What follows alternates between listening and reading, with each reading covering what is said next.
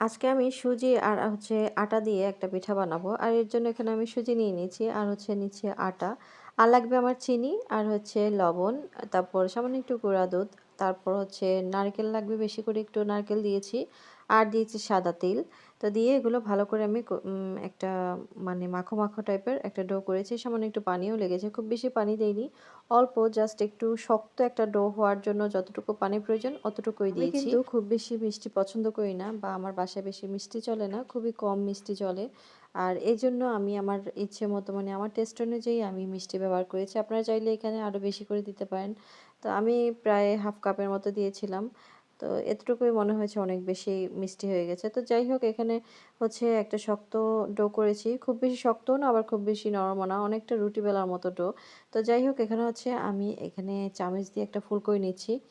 আর দেখতেই পাচ্ছেন আমি কিভাবে ফুলটা করছি। আমি কিন্তু এই ফুল আর্ট এগুলোর মধ্যে খুবই কাঁচা। কালার করতে পারি, ঠিক আছে। কালার ম্যাচিং টা খুব ভালো পারি। বাট আমি কোনো ফুল-টুল করতে পারি না, কোনো আর্ট করতে পারি না। একদম সিম্পল যেগুলো ওগুলোই করি, ওগুলোই করার চেষ্টা করি। এখানেও হচ্ছে আমি একদম সিম্পল ভাবেই চামিচ দিয়ে আমি একটা ফুলের মতো করে নিয়েছি। আর এগুলোকে এখন কোনা বের করে দিচ্ছি। কোনা বের করে দিলে দেখতে অনেকটা সুন্দর হবে। আসলে ফুল-টুল এগুলো হচ্ছে নিজের ইচ্ছা মতো, নিজের পছন্দ অনুযায়ী, নিজের রুচি মতো আরকি যেভাবে পারেন ওভাবেই করতে পারেন। তো আমি একদম সিম্পল ভাবেই করার চেষ্টা করছি। আর এখন হচ্ছে এখানে একটু হাতে আটা মেখে নিচ্ছি।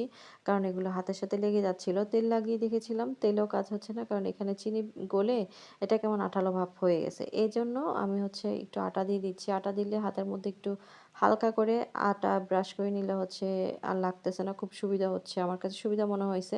এই কারণে আমি আটাটা ব্যবহার করছি। তো এখানে হচ্ছে আমি পাতার শেপের মতো একটা ফুল করে নিয়েছি দেখুন। একদম খুব সুন্দর লাগতেছে কিন্তু সিম্পল হলেও এগুলো সিম্পলের মধ্যে গর্জিয়াস মানে খুব ভালো লাগতেছে আমার কাছে দেখতে।